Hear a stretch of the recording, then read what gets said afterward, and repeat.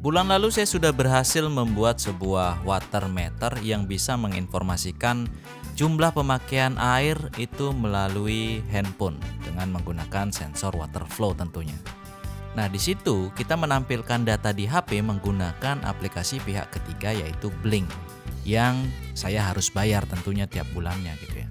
Nah, sekarang kita akan mengcoding ulang alat ini untuk bisa mengirimkan data itu ke tabel Excel atau kita bisa pakai spreadsheet-nya dari si Google. Tujuannya kenapa? Tujuannya biar kita nggak bayar aplikasi Blink lagi. Nah, datanya ini real time diupdate setiap, terserah kita maunya berapa menit sekali nggak apa-apa. Nah, untuk codingnya gimana? Tenang, ini saya dibantu oleh AI untuk bikinin coding saya di project ini nih. Nanti saya kasih tahu teman-teman gimana AI bisa membantu kita buatin coding apa aja itu dengan sangat cepat banget. Tentunya dengan bantuan AI ini kita nggak ada keluar biaya sedikit pun teman-teman. Dia bahkan kita bisa suruh untuk menganalisa coding kita. Jadi kita bisa suruh si AI ini untuk memperbaiki coding kita yang salah. Nah, kalau penasaran ikuti terus videonya di sini.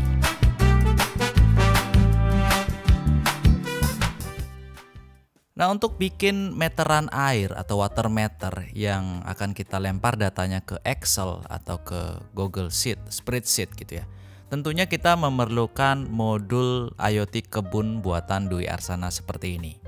Nah, ini teman-teman bisa pesan itu di saya. Jadi langsung aja order ini di WhatsApp yang ada di keterangan video. Nah, ini modulnya sudah bisa dipesan ya. Oke. Jadi kemarin ini kan sudah dipesan dengan casingnya. Jadi casingnya ini saya cetak di tentunya PCBWay.com. Nah, PCB-nya itu dicetak di PCBWay.com. Casingnya yang transparan ini kemarin kita cetak di PCBWay.com. Di PCBWay.com nyetak 10 keping 10 x 10 cm itu harganya cuma $5 aja. Nah, untuk cetak casing 3D-nya juga sudah dijelaskan di video sebelumnya. Jadi kita nggak akan bahas di sini. Oke, lanjut. Nah, kelebihan dari IoT kebun buatan saya ini itu teman-teman bisa program sepuasnya karena sudah ada konektor USB yang teman-teman bisa colokin ke komputer dan juga ada beberapa konektor yang teman-teman bisa pasangin sensor. Nah, untuk programnya atau ngodingnya tentunya kita colokin dulu kabel USB ini ke komputer kalian. Jadi di sini karena kita sudah nyolokin USB, kita tidak usah mencolokin adaptor untuk menyalakan alatnya. Dari USB itu sudah bisa menyalakan alat ini gitu.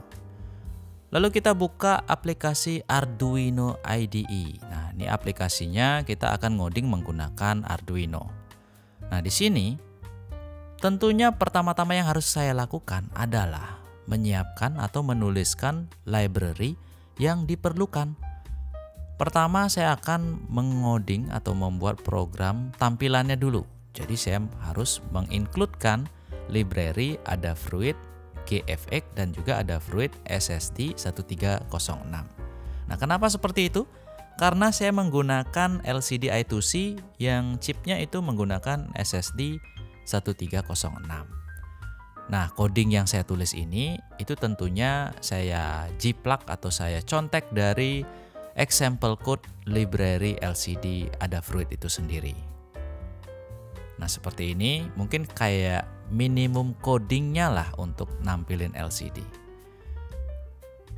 Tapi sebenarnya selain kita menggunakan example code dari library, teman-teman bisa langsung sebenarnya ketik di Google coding apa yang ingin kita contek atau kita tiru gitu ya. Jadi kita tinggal buka aja Google Browsing gitu, kita tinggal ketik misalkan coding atau program untuk LCD I2C gitu misalkan, program Arduino atau coding Arduino untuk LCD OLED yang I2C kan. Maka di sini akan banyak banget example code untuk LCD tersebut. Nah, di sini saya akan tunjukkan cara paling mudah dan paling keren untuk membuat program atau membuat coding. Di sini kita bisa membuat perintah seperti ini ya. Buatkan coding Arduino untuk menampilkan tulisan di LCD OLED I2C. Maka itu dia nggak searching teman-teman, tapi dia membuatkan coding untuk kita. Nah, ini adalah sebuah ekstensi atau aplikasi yang bisa kita tambahkan di web browser kita. Ini sangat membantu sekali. Seperti yang teman-teman lihat, codingnya langsung ditulis dan di sini memang terlihat sedikit berbeda. Jadi kita harus memberikan perintah yang lebih spesifik, seperti buatkan coding Arduino menampilkan tulisan pada LCD OLED dengan ukuran LCD-nya 128x64 yang menggunakan mungkin library dari Adafruit gitu misalkan. Itu lebih spesifik teman-teman ya. Nah, selain itu teman-teman juga bisa tambahin perintah, mungkin tambahin gambar apa gitu ya, atau mungkin tambahkan tulisan apa pada saat kita memberikan perintah. Nah, ini codingnya sama persis dengan example code. Nah, itu baru menampilkan tulisan Hello World ya. Nah, di kebun IoT ini kan ada kotak-kotak tuh di displaynya, teman-teman bisa lihat ya. Selain angka ada kotak-kotak, ada juga gambar kan. Nah, kotak-kotaknya itu kalau kita bingung, kita tinggal tanya aja sama si AI ini. Bagaimana kalau menampilkan kotak di LCD-nya gitu. Jadi kita tinggal kayak ngobrol sama temen. Nanti teman kita ini bakalan ngasih tahu, oh gini nih codingnya untuk bikin kotak di LCD. Teman-teman bisa lihat codingnya sudah ditulisin. Bahkan di sini dijelasin bahwa dalam contoh di atas, bagian utama yang perlu Anda perhatikan adalah bagian coding yang ini. Nah, itu berarti coding yang berperan untuk memberikan kotak pada LCD I2C-nya. Nah, gitu. Keren kan? Oke, lanjut. Selain kotak tadi kan saya sudah bilang ada gambar kan. Nah, gambar itu juga saya tanyakan gimana sih cara menambahkan gambar di LCD. Nah, itu ada proses konversi antara bitmap ke menjadi bilangan hex atau kode hex. Ini dia. Jadi ada gambar yang dikonversi ke hex. Saya berikan nama flow, lalu juga ada fire, lalu juga ada hum untuk humidity. Ini logo-logo atau gambar-gambar yang saya konversi. Ini, dan ini. Itu menjadi bilangan hex yang bisa ditampilkan ke LCD. Nah, jadi caranya saya tanya aja ke AI tadi gitu, gimana caranya. Nah, ini lalu kita lanjutkan lagi ke bagian loop. Nah, di sini agar bisa tampil si logo-logonya itu, kita tinggal tulisin aja display.drawBitmap untuk logonya, lalu display draw untuk rectangle untuk menampilkan kotaknya. Nah, selain itu kita juga harus menulis beberapa variabel yang akan kita gunakan untuk menampilkan data nantinya. Jadi datanya disimpan di variabel, nanti bisa dilempar ke tampilan LCD gitu. Jadi tinggal print aja display.print nama variabelnya apa, maka dia akan menampilkan data yang ada di dalamnya. Nah, di sini biar tampil kita tuliskan mungkin 00 dulu, lalu suhu dan kelembabannya bisa kita tulis statik atau kita tanyakan coding ke AI lagi gitu. Nah, kalau sudah berhasil nanti tampilannya seperti ini, dia 00. Suhunya sesuai dengan sensor suhu yang terpasang, kelembabannya juga. Kalau sudah berhasil, kita lanjut lagi teman-teman ya. Untuk menanyakan coding sensor kan gampang banget. Tapi titik berat yang terpenting itu adalah coding bagaimana ngelempar data ke Excel-nya atau ke spreadsheet Google-nya gitu ya. Jadi kita tanyakan dengan cara gini. Buatkan coding, karena kita menggunakan ESP8266, kita tulis saja ESP8266 upload data ke spreadsheet atau Google Sheet gitu ya. Nanti dia akan menuliskan ini nih contoh untuk ngupload datanya, ini kayak gini nih. Bahkan dijelasin bahwa bagian mana aja yang akan kita boleh ganti gitu. Di sini sudah ada, lengkap banget. Teman-teman bisa lihat ya. Pastikan Anda mengganti SSID, password, dan juga script ID. Dan melakukan penyesuaian lain sesuai dengan kebutuhan Anda. Nah, AI-nya ini waduh, ini kayaknya sudah teman virtual ini. Teman-teman kalau curhat ke sini bisa kok, jawabannya bagus banget. Nah, untuk script ID yang tadi itu, teman-teman bisa buka spreadsheet dulu. Ini kebetulan spreadsheetnya sudah terisi data karena alatnya sudah terpasang. Teman-teman bisa lihat datanya ini update setiap 5 menit sekali. Kenapa bisa 5 menit? Apakah bisa lebih cepat atau lebih lambat? Itu tergantung dari program yang kita buat. Ini datanya. Memang ada beberapa data yang kosong, mungkin internetnya bermasalah, bisa jadi. Untuk script ID itu teman-teman tinggal klik alat ekstensi, menu ekstensi lalu app script di sini ya. Maka akan muncul jendela baru seperti ini. Nah, ini codingnya harus diisi teman-teman ya, dan disesuaikan dengan nama kolom yang ada di spreadsheet tadi. Teman-teman bisa copy di link yang sudah saya sediakan. Lalu di sini ada beberapa baris angka-angka ya. Sheet ID ini teman-teman bisa dapatkan di spreadsheet yang tadi di bagian atas ini. Itu harus diubah sesuai dengan punya teman-teman. Jangan punya saya ya dipakai gitu. Nah, setelah itu, setelah teman-teman copy, codingnya ini udah disesuaikan, lalu di bagian di sini teman-teman klik deployment baru. Tapi karena saya sudah, di sini akan ada seperti ini. Lalu teman-teman salin aja link yang di bawah sini. Itu yang akan kita gunakan nanti di coding untuk mengupdate datanya ke spreadsheet gitu. Coba kita lihat coding yang sudah selesai ya. Coding saya yang sudah selesai diperbaiki ini teman-teman ya. Ini sudah komplit, semua sensor sudah terpasang. Ini adalah library yang dibutuhkan. Sudah ada juga DHT-nya untuk suhu dan kelembaban. Lalu ada beberapa variabel yang kita gunakan untuk menampung data. Dan juga di bawah sini, coba kita lihat ke bawah. Untuk interrupt sensor water flow-nya. Nah, ini untuk mengirim datanya. Linknya itu saya paste di sini. Ini tadi link yang saya copy tadi. Lalu untuk datanya saya tumpangkan di bagian belakang linknya. Nah, ini data yang akan saya lempar. Gitu. Teman-teman jangan khawatir.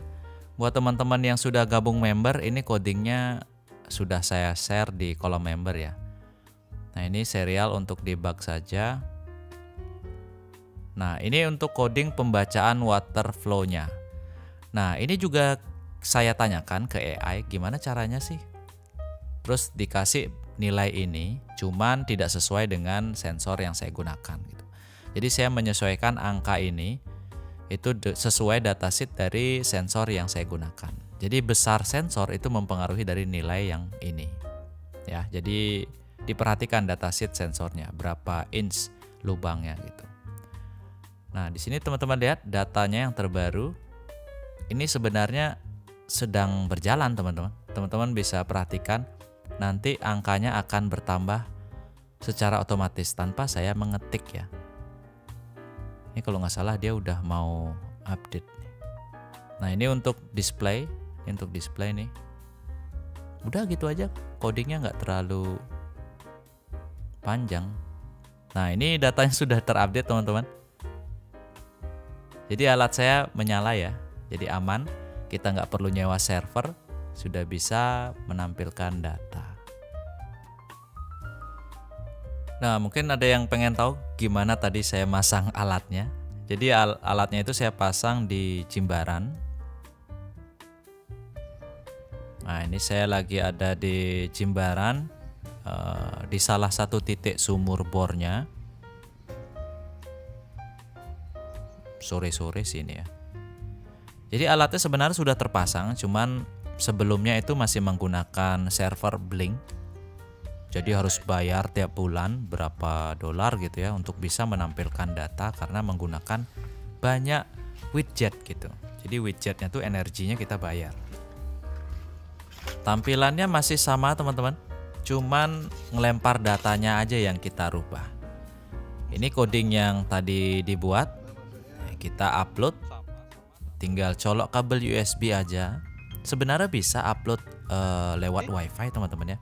Cuman saya belum update firmware, jadi nggak bisa upload via gini WiFi. Ini kita via kabel aja update firmwarenya. Udah? Oke. Lagi proses. Dan datanya sudah terupload ini. Nah, untuk sensor masih menggunakan sensor yang lama. Yang tentunya kita kalibrasi dengan sensor analog. Jadi airnya naik masuk ke tandon, di sana ada tandon. Jadi mengetahui berapa sih air yang ditampung. Ini pada saat sudah running teman-teman bisa lihat ya, datanya ini kalau nggak salah saya start di jam 6-an gitu ya. Nah ini ya datanya sudah masuk, jadi alatnya sudah berfungsi dengan baik. Dan itu dia teman-teman ya, dari alat sekecil ini sensor yang terpasang baru suhu kelembaban dan juga water flow. Jadi teman-teman masih bisa memasangkan satu sensor lagi karena ada satu soket yang nganggur. Itu untuk soket analog, jadi bisa untuk sensor kelembaban tanah. Nah relaynya untuk apa? Relaynya masih bisa teman-teman gunakan untuk ngontrol nyala dan padam pompa air gitu ya, bebas. Nah buat yang pengen pesan alat saya silahkan di order, nomor WhatsApp ada di keterangan video. Untuk casingnya mohon maaf, ini casingnya cuma mesen 2 pasang aja kemarin ya. Jadi teman-teman pada saat mesen modul saya ini nggak dapat casing ya, karena casingnya ini udah habis kepake. Ya tapi cukup menarik ya. Teman-teman bisa program sendiri nanti. Teman-teman terserah mau beli tanpa program boleh, mau beli isi program juga boleh. Nah mungkin sampai di sini dulu video kita hari ini. Untuk teman-teman yang sudah gabung di member Dwi Arsana, silahkan download codingnya, coding fullnya. Kalau yang belum gabung boleh gabung atau enggak cek di website dwiarsana.com.